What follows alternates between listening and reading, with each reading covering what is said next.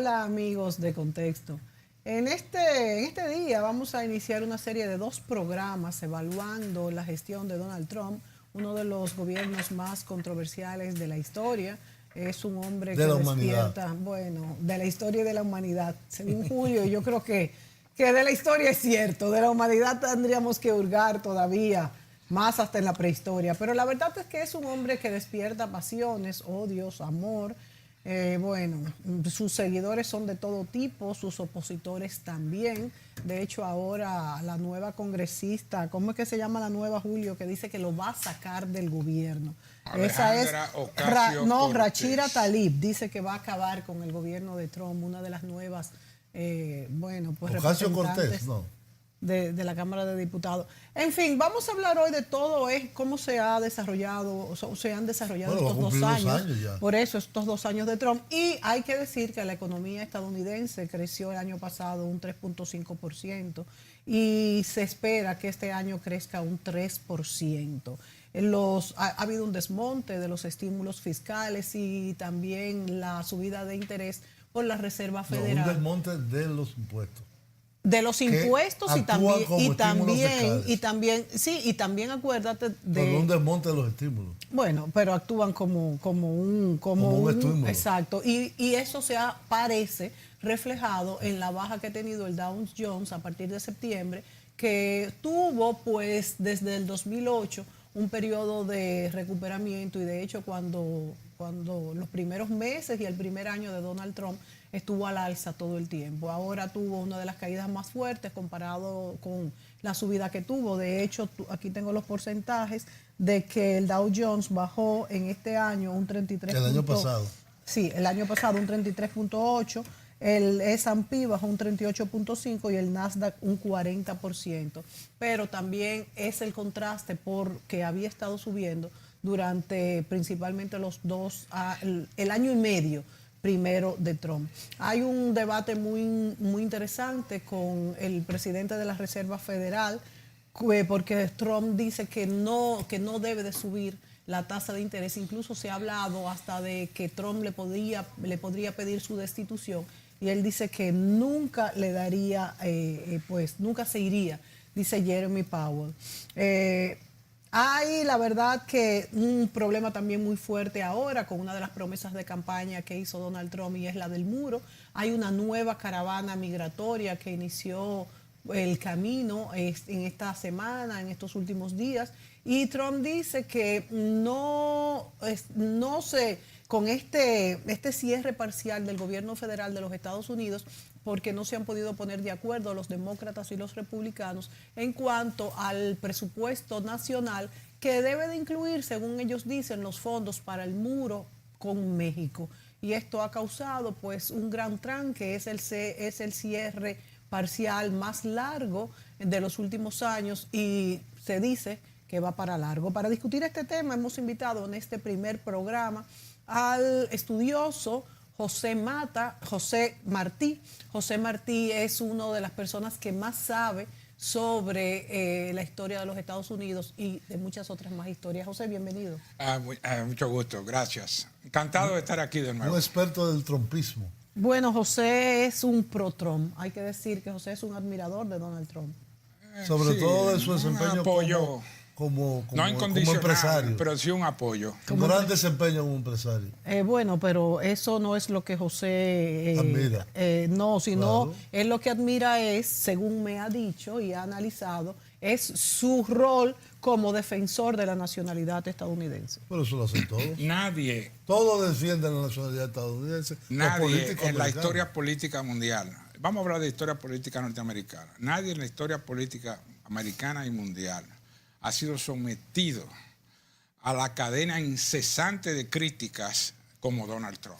Fidel Castro. 90 más, ni, mil siquiera, veces más. Ni siquiera Fidel Castro, porque Fidel Castro tenía un gran apoyo. Por ejemplo, la prensa europea nunca fue tan dura con Fidel Castro. Comenzó a hacerlo un momento. La prensa latinoamericana mucho menos. En una época. También. Pero después fue el demonio. La prensa norteamericana simplemente lo ignoró después de la cuestión de la cosa. Óyeme, pero no vamos a comparar. Si tú dices un nombre que lo conocen casi todos los norteamericanos todavía hoy, es Fidel Castro. Bueno, pero no vamos a comparar en este programa para que nos graben a Fidel Castro con Donald Trump. No, lo que tú estás haciendo es una comparación del hombre más vilipendiado. Yo estoy diciendo, ha sido muy vilipendiado, pero además no ha sido él es muy contestatario. ¿Ya comenzó el programa? ¿Ya comenzó la entrevista? ¿O esto ya es? ¿O es preámbulo? 96% de las noticias sobre Donald Trump no necesariamente son abiertamente negativas, porque la prensa es un poco más inteligente que eso. Pero si tú lo notas, si tú me pones un segmento ahora mismo de CNN o de NBC, el giro que se le dan a las cosas siempre va para crear en el lector, en el oyente, una imagen anti-Trump. En todos los órdenes del conocimiento y segmentos políticos y sociales que se pueda conseguir. Pero eso es la prensa libre. Siempre, bueno, no, él tiene, claro. Están amparados. Bueno, él quiso echar a los reporteros de CNN, de la Casa Blanca. Y un juez se lo puso. Claro, yo estoy de acuerdo con eso. Eso que hablaba ella de la... ¿Obama qué? Con la actitud que tenía la prensa hacia Obama, por ejemplo. De psicofancia con Obama, no lo criticaban, nadie se atrevía a criticarlo abiertamente. Es que Obama era una persona muy polite. Pero tú no vas a comparar a Obama con Donald Trump. Donald Trump es inmensamente más dotado. ¿Más qué? Inmensamente más dotado. Pero si es un psicofante. Es un psicofante. Obama no ha hecho una fracción de lo que ha logrado Donald Trump en su vida. Lo que pasa es que lo tienen también bajo esta aureola. Ok, pero la pregunta, ¿tú crees que Donald Trump no le gusta, que no es parte de su showman, estas discusiones que provocan la prensa? Bueno, él maneja esos medios muy bien. Tenía el programa en vivo de televisión más exitoso de la historia de la televisión, era el de él. Por eso te digo que ahí no se ganaba 50 millones al año. Claro, lo maneja, y con los Twitter también lo maneja. Tiene la percepción de que tú mandas un Twitter e inmediatamente 150 millones de gente te están leyendo y comentando. La idea de que comenten sobre mí, aunque sea negativamente, pero me están comentando. Sí, eso ya es una estrategia semicomercial de él que él hace, pero también le está exponiendo una serie de cosas. Este asunto con las tasas de interés. Obama durante 8 años mantuvieron las tasas de interés en cero y lo subieron a 25. Comenzó con Bush. Bajaron en noviembre. Comenzó con Bush por la crisis. Pero lo siguieron bajando. Sí, pero hicieron bien, una política correcta. Claro, fue una política de estímulo. Lo mismo que hicieron después del ataque a las torres. Exacto. Bajaron los intereses a niveles que no habían estado incluso en la Segunda Guerra Mundial. Sí. Pero por 8 años, lo único que hicieron fue subieron 25 puntos al final, cuando ya la economía estaba repuntando. Ahora Trump está argumentando... 25 puntos básicos, 25 puntos básicos, siempre son puntos básicos. Sí. Entonces, naturalmente, ¿qué es lo que están subiendo? Suben la tasa de descuento, la tasa que el Banco Central le aplica a las transacciones interbancarias diarias. El dinero que él presta a los bancos. Las referenciales. Es el dinero de la FED. Sí, las referenciales. Que se llama tasa de política monetaria. La tasa de descuento es la tasa que el banco le aplica a las transacciones interbancarias diarias que se hacen. Entonces, si tú le subes esos puntos, la transacción se hace más costosa. Estamos hablando de puntos básicos, pero estamos hablando de volúmenes de cientos de billones de dólares, transacciones de 3 trillones diarias. Entonces, un punto billones, básico... se dice en español. Billones. Un punto básico que aumenta el costo del dinero. Entonces, ¿qué hace la bolsa financiera? Lo hablamos aquí un día.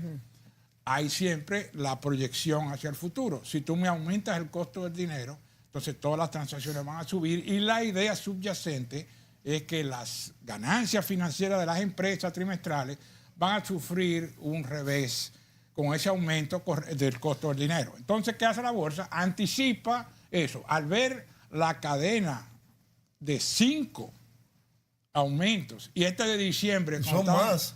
Sí, no, van con 25 son puntos. Más, este año va a seguir. Está en 2.50. Va a llegar a 3.5. No, ya no se van a atrever. Va a llegar a 3.5. Yo pienso que no se van a atrever por este hablando año. De ese no tema, lo van a hacer. Hablando de ese tema, es decir, realmente yo pienso que el único rasgo distintivo en política económica importante de Trump ha sido el proteccionismo, que ha sido muy negativo, y la liberalización de los impuestos, es decir, la reducción de impuestos a los ricos. Eso ha permitido que haya un excedente disponible para comprar, para vender, para invertir, etc. Y ha crecido la economía norteamericana. lo que en los Estados Unidos desde hace, no así cientos, pero decenas de años, muchas décadas, por lo menos desde antes de la Segunda Guerra Mundial, se ha establecido como una norma es que el Ejecutivo respeta la política monetaria del FED. Que la independencia que son instituciones de la aparte. FED, que tiene como objetivo no solamente el control de la inflación, sino también la creación de empleos, a diferencia de los otros bancos centrales como el europeo, que es solamente el control de la inflación. Que un presidente entre a polemizar con la institución monetaria más importante del mundo. Es la primera vez que se ve, ¿verdad? La única vez que yo he visto algo similar.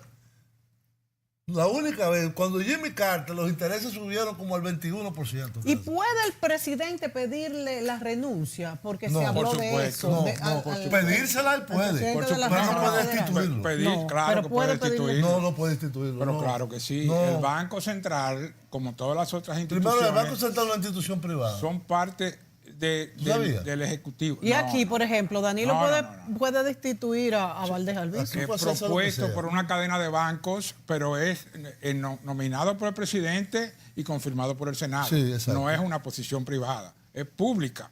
Manejan las tasas de Tiene un interés. capital privado, básicamente. Pero es un consorcio de bancos, lo crearon en 1913. Sí, para exacto. evitar este tipo de choque de Sí. crisis financiera, un prestamista de último recurso, Sí. lender of last resort. Sí. Eso es lo que hace el Banco No, Central. pero mi punto es el siguiente. O sea, él puede perfectamente Ciertamente, quitarlo. con esa política de estímulos, en la misión de la FED, que es mantener el equilibrio macroeconómico en cuanto a la inflación, podría verse afectada por la hiperactividad, por el recalentamiento de la economía. que hay una- Pero espérate, déjame acabar.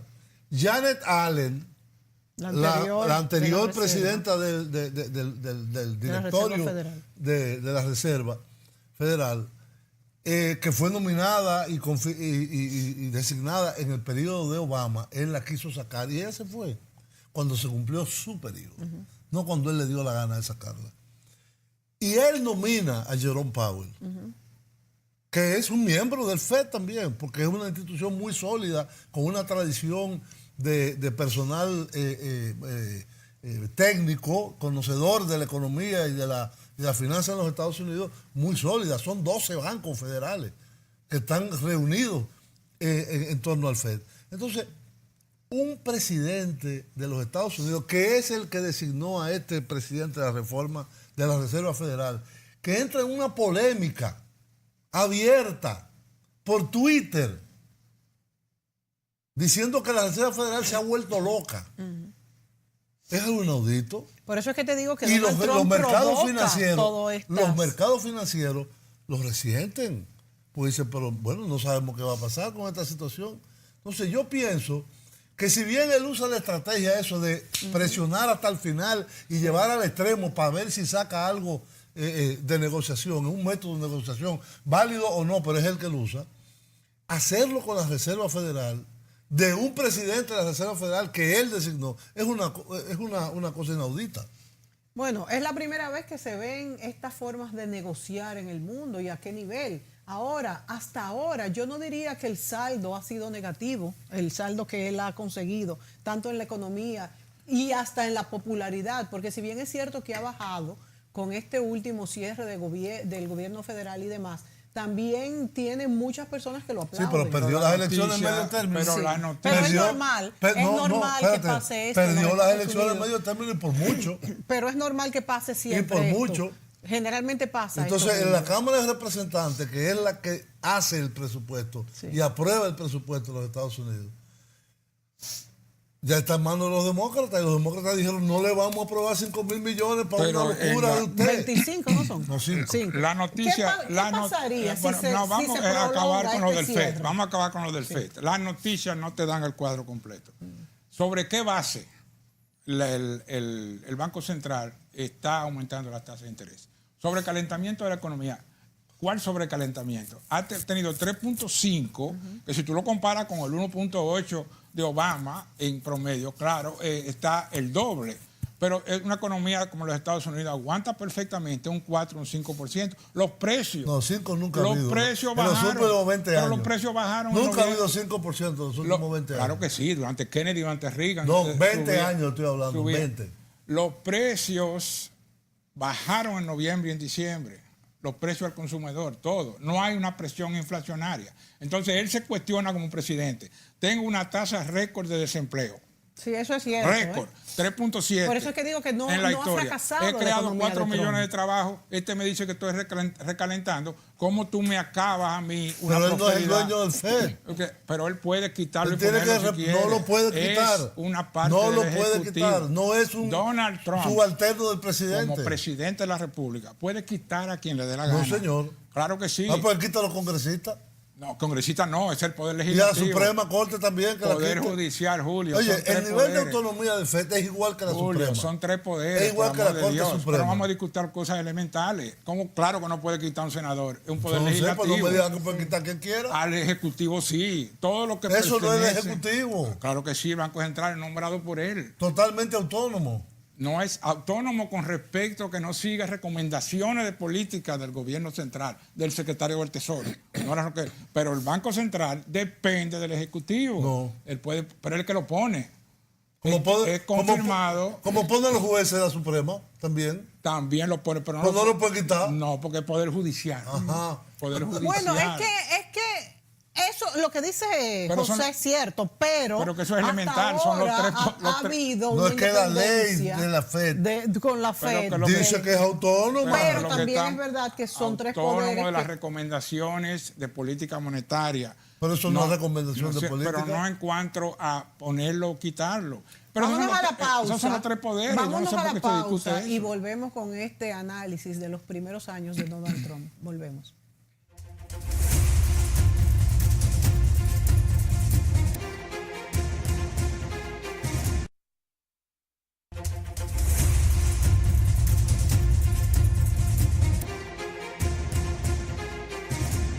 La mayoría de los estadounidenses no dudan en señalar al presidente Trump y los republicanos como los culpables del cierre de gobierno.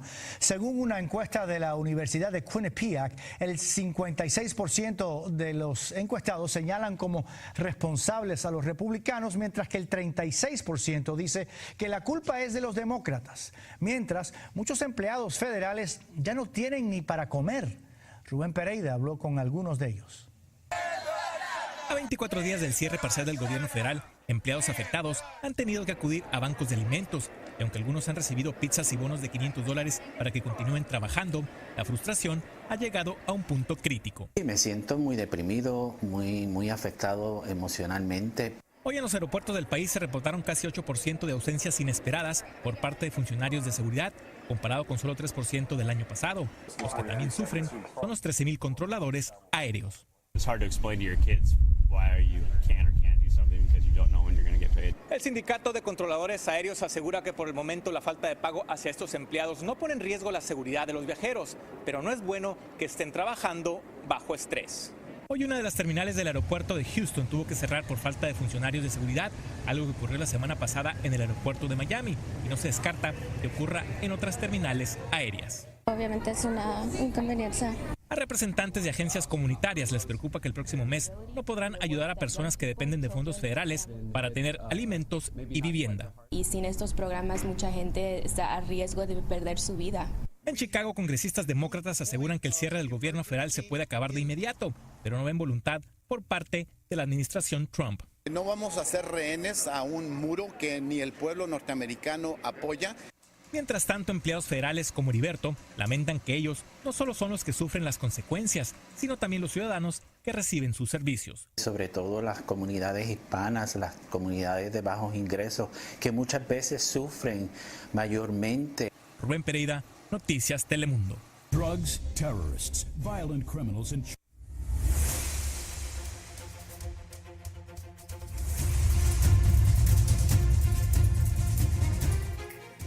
Bien, amigos, ahí veíamos un reportaje de Telemundo, ¿es? Sí, Telemundo, ese mismo. De Telemundo, Bueno, es una cadena de hispana en los Estados Unidos. La de Jorge Ramos. A mí no me importa de quién sea, pero es una cadena de noticias. Ahora tú vas a censurar también el material que uno usa. Válgame Dios. Esto es lo último. ¿Qué te pareció el reportaje? No, pero déjame yo introducir el tema. De que la Cámara de Representantes que hace el presupuesto, controlado por el demócrata, dijo, no le vamos a aprobar 5.000 millones para el muro. Pero uno dice 5.000 millones, es mucho dinero. Aquí es mucho dinero. El presupuesto federal de los Estados Unidos es más de 2 billones de dólares. 2.5 creo que es. Es decir, 2 billones son 2 millones de millones, 500 mil millones de dólares. Muchísimo dinero. Entonces, 5.000 millones es 0.0001. Entonces, debido a que él dice que o le aprueban eso o no llega a ningún acuerdo con la Cámara de Representantes, que la perdieron los republicanos en las elecciones de medio término en noviembre pasado, está en esta situación. Y lo peor es que parece ser que él dice que él no importa. ¿Y no puede hacerse esto con una decisión ejecutiva? Porque él podría hacerlo. No, él dice que va a declarar en estado de emergencia el país. ¿No es peor seguir con Yo no sé cuáles son las consecuencias de una declaratoria de estado de emergencia. Tú que eres americano. Él va a hacer una declaración. Dímelo en inglés, por favor. ¿Cuál es la consecuencia de una...? ¿Qué? Dímelo en inglés. No puedo hablar en una cadena dominicana. No, inglés, pero ¿cómo va a ser? Bien. ¿Tú eres anti-latino? No, yo no soy latino para nada. National Emergency. Tremendo. Pero ellos pueden, eso es provocándome, pueden hacer lo que él va a hacer, lo más probable. Primero, va a haber un tranque siempre ahí, porque los demócratas tienen que reivindicar a sus bases. Las bases le están pidiendo que no cedan frente a esto, porque la inmigración es el factor número uno. Tú eres un inmigrante. Sí, pero yo seguí todo el proceso legal. Pero eres un inmigrante. Te pueden quitar la nacionalidad. Pero yo no soy... Él quiere hacer una ley para quitarte la nacionalidad. Pero Trump no es anti-inmigrante. Trump lo que está tratando de decir es regular. Los Estados Unidos reciben 1 millón de inmigrantes anual, 3.000 diarios, por vías legales. 1 millón entran a los Estados Unidos. Lo que él está hablando es esta tropa indiscriminada de gente que están entrando. Qué falsa. Para el Partido Demócrata. Falsa, además. No para el Partido Demócrata. Yo tengo una serie de datos sobre la frontera. Si nos da el tiempo, hablamos de eso. Para el Partido Demócrata, esta inmigración indiscriminada es su base futura de votantes. Por eso es que ellos están negados a aceptar la muralla, porque la muralla es efectiva. Cuando le meten, donde quiera que han puesto una muralla, en Jerusalén, en Hungría, donde quiera, no entran, no pueden entrar. Ni la muralla china funcionó. No pueden entrar. Bueno, los mongoles entraron. Los mongoles entraron, y es la muralla más grande de la historia. No, pero esta es una valla de 30 pies. No, entonces, no pueden entrar. Entonces hay una situación... Eso con una garrocha de esa. La frontera es una situación de guerra. La gente está hablando de la frontera de Estados Unidos, pero la frontera mexicana también es parte de la frontera. Entonces, del lado de la frontera... Primero, no son 2.000 millas de muralla que se quieren construir, son 1.000 millas nada más. La parte que cubre el Río Grande, kilómetros, 1.6 kilómetros, 1.000 y pico, la mitad, 1.800 kilómetros. Toda la parte de Río Grande, Texas. No, porque la crecida del río, por ahí no pueden entrar. Entonces, es desde Nuevo México hasta California. Hay 2 puntos esenciales. Está en Nogales con Douglas, en Arizona, por ahí usan túneles. Entonces, Mexicali con San Diego. ¿La muralla hacia para abajo? No, ahí hay un problema, porque con los túneles, los drones no pueden ver la cosa de los túneles. Hay un túnel en San Diego que sale a un restaurante famoso. Por ahí es que salen los inmigrantes. Entonces no. ¿Tú me estás dando la razón? De que no sirve para nada la muralla esa. Sí sirve, porque detiene este flujo. Ahora no pudo entrar ninguno de la caravana. ¿Por qué? Porque se plantaron en 2 patas y no dejaron pasar a nadie. Había una vigilancia extra. Los mexicanos se plantaron. No, y los americanos también, no dejaron entrar, lo devolvían. Entraron, en Tijuana entraron, en la frontera. Ahí. Entonces, los puntos más álgidos son Tijuana, que es la ciudad más violenta de México. La más violenta es... Reynosa y Tamaulipas, que están en la frontera de Texas. Aquí hay un estado de guerra, porque los cárteles La gente tiene la impresión de que son grupos nada más de drogas. Son verdaderos ejércitos, con carros armados, bazooka, con todo lo que se pueda pensar. Entonces, ahí eso lo proveen los americanos. Tendría que intervenir. Vienen de los Estados pero hay un Unidos, asunto adicional, y es que los cárteles, el cártel del Golfo, ahora, saca más dinero del tráfico humano que de las drogas. Entonces hay un contrabando activo. Ciudad Juárez es la más peligrosa. Ciudad Juárez es la más... y está melliza con... Y El Paso... Con El Paso, son las mismas ciudades. En El Paso no hay violencia, pero en Ciudad Juárez sí. Sí, pero después hacen túneles. La parte mexicana, pero no entran, por Texas no entran en túnel, no. No pueden entrar. Ahí no, lo tienen bien vigilado ahí. Entonces hay un asunto de detenerlo ahí. 60% de las mujeres que migran ilegalmente son violadas en el proceso de pasar la frontera. Entonces hay una situación caótica. Y que son violadores todos los inmigrantes también. Pero por Dios, los padres le entregan anticonceptivos a las niñas cuando las mandan. Pero es verdad, entonces, son todos violadores. Claro, un ataque de... Bueno, el 60%. 60. 60, dime tú. Mencionan oficialmente 33%. ¿Y pero cómo ya hacen esos porcentajes? La cadena... Porque los periodistas están ahí y saben que hay una serie de agencias de noticias que van a la frontera. El mismo Fox manda también a veces a la frontera, pero no quieren informar abiertamente porque eso le da credibilidad a lo que Trump está diciendo. Lo que él va a hacer, para mí es, no va a haber, los demócratas no pueden hacerlo por motivos de política, ceder ante su base frente a la muralla. Él va a declarar una emergencia nacional, va a usar una orden ejecutiva y lo más probable es que use el presupuesto del ejército y el cuerpo de ingenieros del ejército civiles, que son los mejores en Estados Unidos, para construir la muralla. Ya se retiró de Siria, entonces va a ganar también una gran corte presupuestario sacando la mitad de Afganistán. Entonces va a tener el dinero ahí para hacerlo. Y él como presidente... Eran 2.000 soldados que había. En Siria, no, pero en Afganistán. Ahí va a retirar también 5.000, 6.000 más.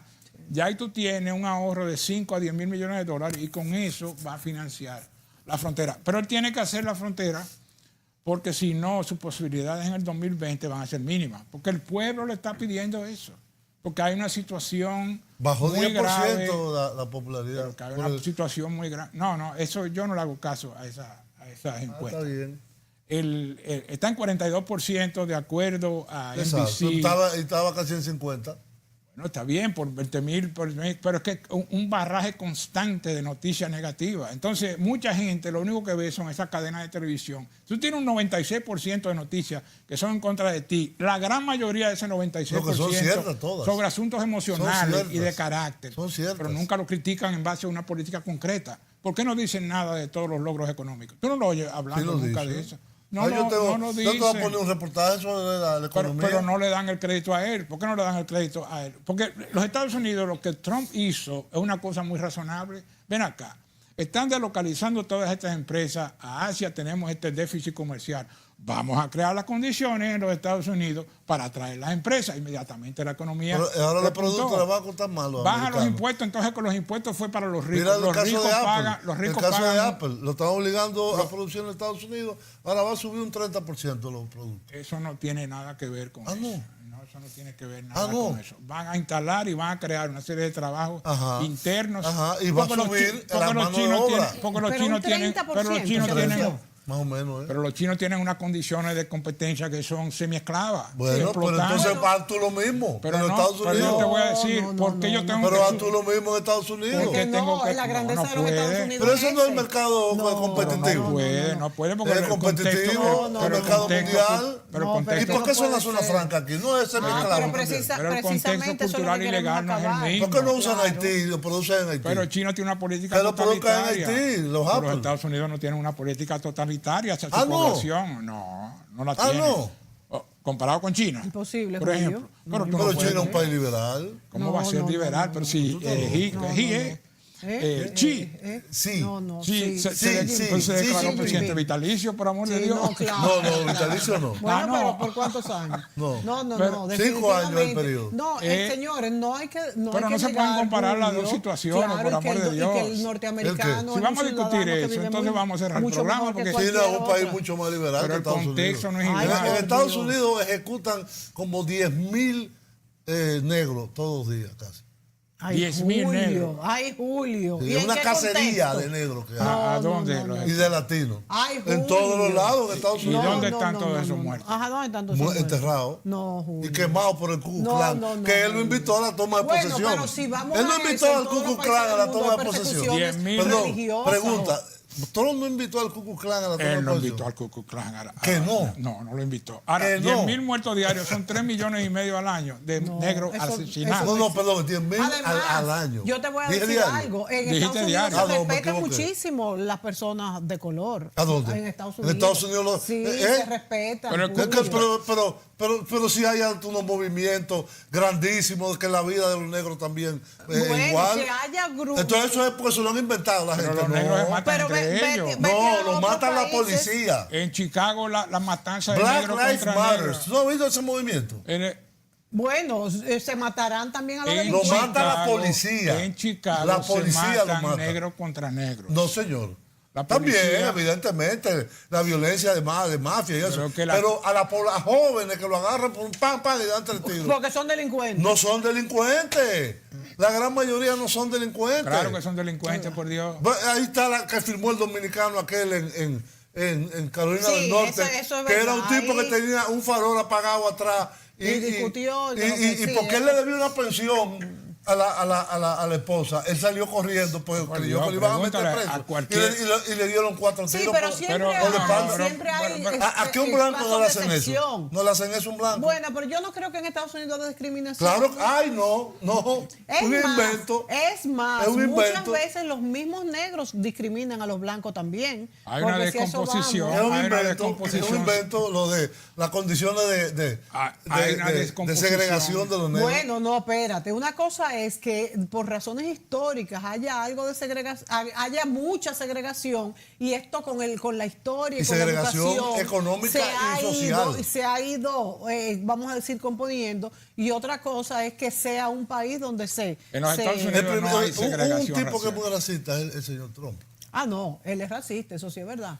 Él es racista. ¿Quién? Trump es racista. Eso no es verdad. Sí, yo tampoco. encuentro que Trump es racista. No tiene, dime una evidencia, dame una evidencia. Donald Bueno, Trump, él lo que durante, pasa es perdón, que él- perdón, yo viví 25 años en la ciudad de Nueva York. Yo nunca oí un comentario de que Donald Trump era un hombre racista. Lo que pasa es que él hasta que se defiende al declaró norteamericano. candidato. Él defiende No, al lo que tú norteamericano. acabas de decir no es verdad. Lo que hay es un candidato, yo no te digo que tú estés diciendo algo, sí. lo estás diciendo, pero te está llevando a lo que dicen. No hay ninguna evidencia de un comportamiento racista por parte de Donald Trump, por amor de Dios. En la ciudad de Nueva York, como digo, nunca hubo un comentario hasta que se declaró candidato presidencial. Lo que pasa es que Es que en Nueva York la mayoría son extranjeros. Y te voy a decir él está otra sacando ventaja a que él quiere defender política. Y te ventaja voy a política, decir que él otra quiere cosa defender al ahora. norteamericano. No, y te voy a decir otra cosa avanzada ahora, desde ahora. Si sale en el 2024, desde el momento que salga de la presidencia, nadie va a hablar negativo de él. Es como si nada él va a hubiera salir en el pasado. 2020, dalo por como seguro. está como un Bush, que no en el dice 2020 nada. no gana. No Claro se que sí, sabe, hombre, claro que Julio. gana, hombre. No se sabe, ha Claro tenido que logros gana. En el 2020 va a perder. Claro que gana. Estrepitosamente. Si no hace la muralla, pierde. De Joe Biden. Si no hace la De muralla. Joe Biden. De Biden. Sí. Si no hace la muralla, Va a ser pierde. candidato Biden. Vámonos a la pausa. pero Ya por vamos eso a va a ser la hablar de muralla. cuáles son las consecuencias de hacerla y de no hacerla. Vámonos a la pausa, volvemos.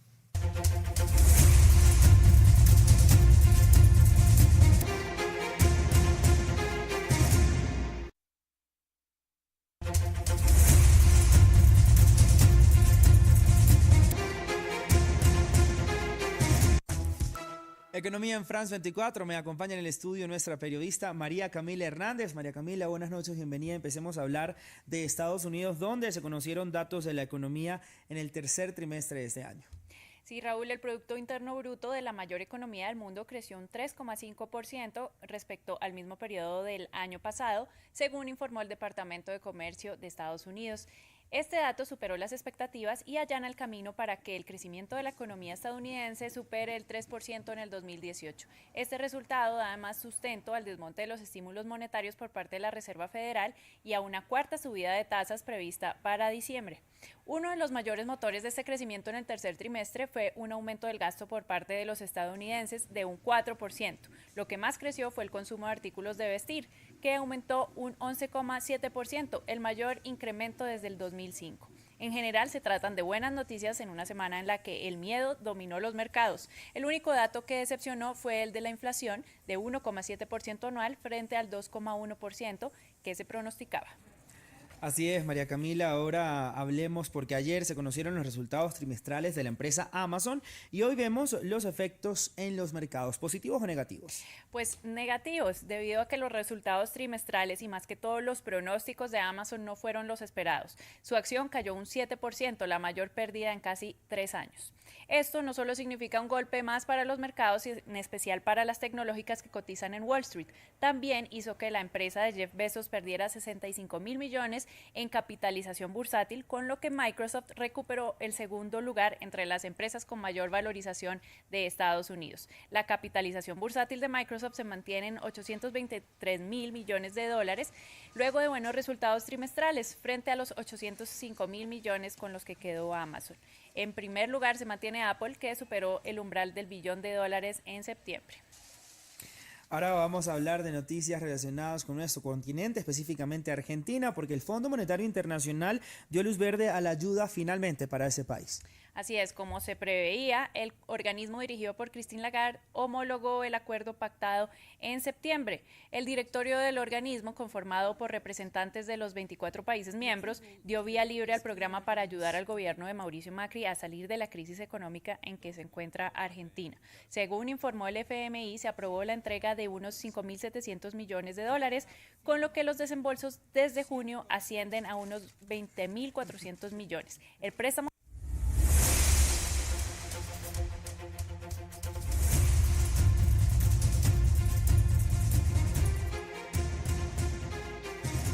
Bien, amigos, ahí veíamos una información con relación a la economía norteamericana. Se metió de contrabando algo de Argentina, de la cadena Francia 24, en donde daba la noticia en el tercer trimestre, que se continuó en el cuarto trimestre, del crecimiento de más del 3% de la economía de los Estados Unidos, un gran incremento del consumo privado. Pleno empleo. Sin embargo, el consumo público no es tan grande, habiendo prometido el presidente Trump en su campaña electoral que iba a hacer una reconstrucción de toda la infraestructura en Estados Unidos. No se ha hecho. También le han bloqueado eso. ¿Quién? El Congreso. Pero él tiene 2 años con un Congreso de él. Perdón. Hay un punto ahí importante que tú acabas de mencionar. Uno de los grandes focos de resistencia contra Donald Trump están dentro del núcleo del Partido Republicano. Sí. Hasta el punto de que 45 representantes republicanos que tenían que defender sus escaños decidieron retirarse en estas elecciones, y es uno de los motivos por los cuales el demócrata capturó 40 puestos, porque es mucho más difícil preparar un nuevo incumbente que defender uno que ya se tiene. Entonces 45 se retiraron, gran parte de ellos parte del movimiento anti-Trump. Sí, siguiendo a Paul Ryan. Si ellos renuncian se oponen a él también. Sí. Una de las características del gobierno de Trump fue cuando él dijo, voy a secar el pantano. Eso fue un mensaje muy claro. Lo que está queriendo decir es que en la cultura política de Washington no hay una diferencia muy esencial entre republicanos y demócratas. Todos ahora están promoviendo la defensa de este capital corporativo. Entonces el problema no son los demócratas. El capital corporativo, no, un problema nacional. Un problema de capital corporativo internacionalista que está proponiendo, son los que principalmente empujan por esa multinacional, ¿tú quieres decir? Multinacional, internacional, el globalismo. Sí. Entonces ellos ven esa fuente de inmigración como una fuente de mano de obra barata, para abaratar el precio y aumentar la ganancia de las empresas. Está muy bien desde el punto de vista de la empresa, pero desde el punto de vista nacional está causando una serie de transformaciones y perturbaciones económicas y sociales en el tejido de la nación. Entonces Donald Trump tuvo esa visión de ver, espérate, pero hay un segmento también aquí del Partido Republicano que se opone tan firmemente como el demócrata a mi política. Mitt Romney, que acaba de ganar la senaduría del estado de Utah por el republicano, lo primero que hace antes de ser juramentado es escribir en el Wall Street Journal un artículo, en Washington Post, un artículo muy crítico contra la personalidad y el carácter del presidente Donald Trump. Es una cosa inconcebible. No, ¿por qué no? Porque es inconcebible. Porque tiene razón. Porque los demócratas no hacen eso, por ejemplo. Los demócratas Mitt son un Romney tiene partido razón. de cuerpo. Nunca se critican entre ellos. Nunca.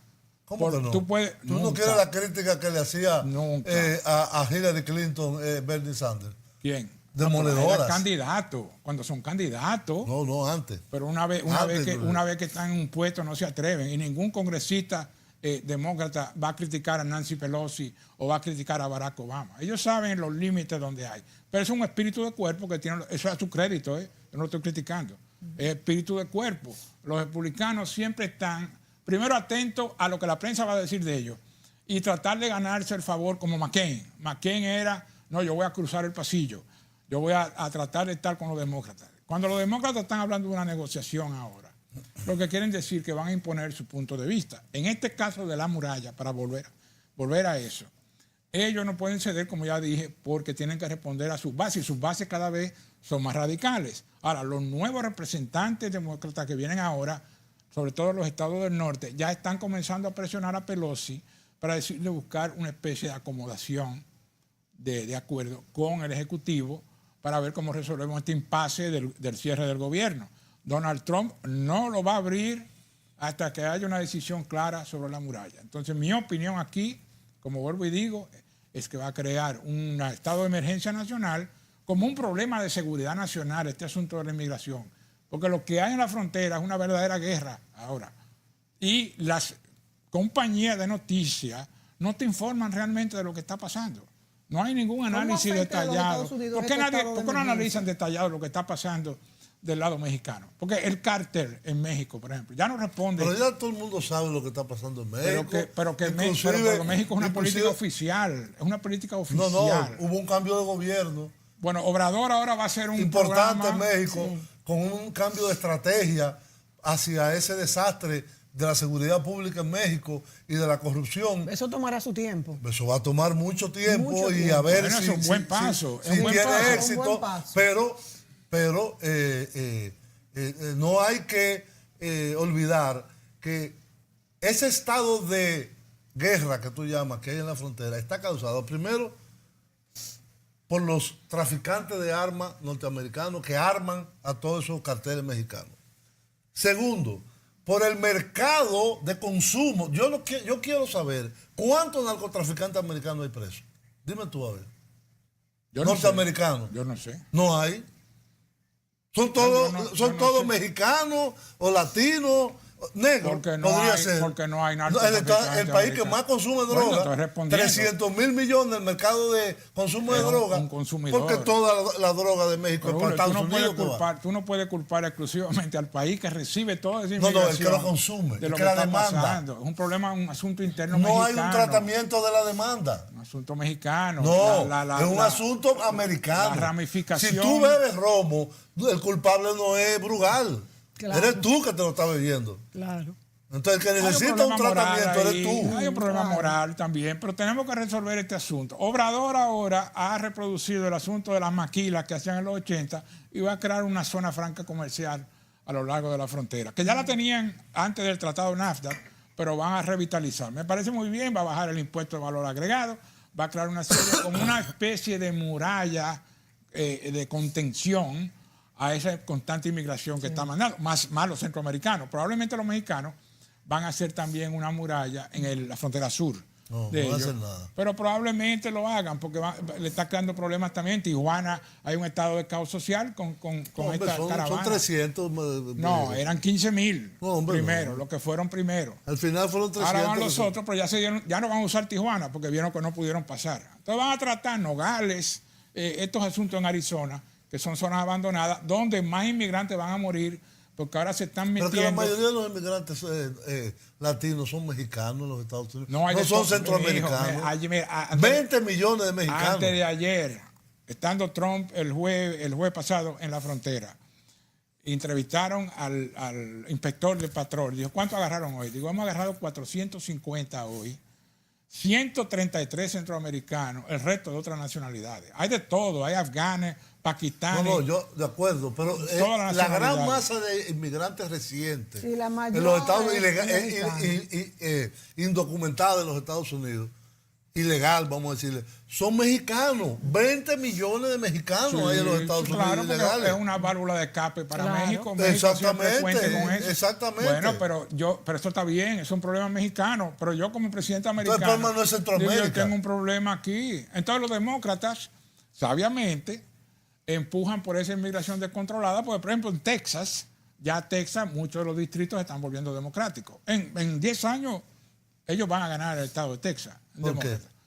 Por la inmigración, porque el inmigrante siempre tiende a irse por la política social del Partido Demócrata, de concesión de beneficios, de subsidios, te ponen el niño en la escuela. Entonces el inmigrante de primera generación tiende a ser demócrata. Que tú eres un paria. El de segunda, el de tercera. Pues tú eres de primera generación y eres republicano. Sí, pero yo estaba en Wall Street, es muy diferente. Sí, es muy diferente. Entonces, pero los dominicanos en Nueva York son demócratas todos. Yo pago 42% de taxas. Y Ocasio Cortés es en Nueva York que está. Pero Ocasio Cortés, su familia de Westchester, uno de los condados más ricos de los Estados Unidos. Pero del Bronx. Pero no, Westchester, allá arriba, el estado de New York. Es una puertorriqueña pobre. Ella ganó en Bronx, ganó limpiamente, le ganó a Joe Brown, sí. Demócrata. Demócrata. Y Nueva York es una ciudad demócrata, completamente, tradicional. Absolutamente demócrata. Y muy liberal. El Estado no, pero la ciudad sí. El Estado fuera republicano. Ahora Bloomberg va a ser demócrata. Pero es que las ciudades son las que deciden siempre. Que fue republicano. En Brooklyn hay más demócratas que en todo el estado de Nueva York. José, 2 minutos. Entonces, en Chicago, es la ciudad de Chicago la que decide. En Florida, la ciudad de Miami. Es por población. Los urbanos también concentran todos los inmigrantes, todos los ilegales. En estos 2 minutos que nos faltan, proyecciones para esto. Proyecciones que va. ¿Tú crees que se va a hacer un impeachment? Proyecciones, no va a haber impeachment. Va a crear la muralla, va a ganar en el 2020. Si no construye la muralla, no gana. ¿Va a invadir Rusia? No va a invadir a nadie. Van a crear un muro de contención en el Medio Oriente para la penetración iraní, usando otras bases. Muy sabio el retiro de las tropas de Siria, un punto nada más político. Se lo deja a Turquía eso. Ellos están usando los contingentes. Bueno, los kurdos lo van a dejar a que resuelvan. ¿Lo abandonaron? Eso fue feo, José. Primero, los turcos y los sirios. Los kurdos también están en contra de los americanos. Ahora por asuntos de nacionalismo y de que le den reivindicación, pero son islámicos, también se van a poner en contra. Entonces yo no entraría en muchas consideraciones con eso, porque hay un nuevo eje en el sur. Ser musulmán y ser yihadista no es lo mismo. Ser musulmán y ser antioccidental es la misma cosa. No, señor, no es verdad. Eso no es verdad. Eso es racismo. Eso es racismo de parte tuya. Eso es racismo tuyo. Pero ¿cuáles son pero termina la idea. ¿Cuáles son prooccidentales? O Marruecos. ¿Cuál? Túnez, sí, Egipto, Arabia Saudita, los Emiratos Árabes, Qatar. ¿Quiere más? Pero las poblaciones no son. Las poblaciones también. La población no es Las poblaciones son. Pero está bien. Arabia Saudita es la que financia. ¿Tú conoces Egipto? Sí. Yo he ido varias veces. Yo he ido 3 veces a Egipto. Sí, y no claro veo que sí. Yo lo conozco, pero pero el no me nuevo atrevo a eje, decir. ya para decir. No, un nuevo eje aquí en el Medio Oriente, pero eso era un comentario marginal. No creo que vaya a haber invasión. Sí va a haber una presión aquí en el hemisferio contra Cuba, Venezuela y Nicaragua. Probablemente hagan una presión de tipo económica primero y después militar. Y política. No creo que llegue a una intervención militar. No me parece, no. ¿Está en eso? Sería un grave error. Meter la sexta flota en eso sería innecesario. Mejor que lo haga Bolsonaro. Ahora, Bolsonaro está en... Bueno, como un mandante. Bolsonaro va a crear un acuerdo estratégico con Brasil. Ahí sí van a hacer relaciones más estrechas. Sí, entre cosas. Ya Bolsonaro va a sacar todos esos médicos cubanos espías que tienen. Él no lo sacó, ellos se fueron antes. Se fueron antes. Esa cadena de espionaje. Se fueron antes. Bueno, en anticipación. ¿Se pagaban? No, digo, ¿por qué se fueron? Porque él dijo que eso comunista, que antes de él tomar posesión, se fueron. Los cubanos, de 8.000 médicos que había, se quedaron, creo que fueron 300. Ahí 400. puede haber. Y en Europa hay una oleada también de antiglobalismo. Ese tablazo que le dieron ayer a May en Inglaterra es muy significativo. Entonces vamos a ver lo que pasa primero con Inglaterra. La tendencia para hacer otro comentario, es que lo más probable, la Unión Europea esté presionando para que se ignore el referéndum que hicieron el 24 de junio con el Brexit. Esa es la presión que quieren hacer, como lo hicieron a Francia. Francia en el 2005 se declaró en contra de la Constitución, votaron a Chirac, entonces Sarkozy vino con el Tratado de Lisboa y por ahí pasó la misma cosa. Y le negaron la voluntad al pueblo. Entonces eso lo pueden tratar de hacer, pero ahí la política va a ser más bien neutra por parte de Trump, porque Europa se ha vuelto algo marginal para ellos. Todo el asunto se concentra ahora en la política interna. Viene el reporte de Mueller ahora en febrero. Eso lo va a tirar para el impeachment. Pero ¿sobre qué base? Porque podemos hablar de eso. No, ya se acabó el tiempo. Otro programa sobre el impeachment. Hablaremos. No va a haber impeachment. No, se nos acaba el tiempo. Haremos otro programa para concluir con todas estas interesantes pero estos análisis. Programas son muy intensos. Son muy intensos. Yo tengo que estar aquí de referee. Sale debilitado. Hay que buscar un referee. Yo salgo agotado. Hay que buscar un referee aquí para esto. Pero yo soy el referee, yo soy neutral. Señores, hasta la próxima.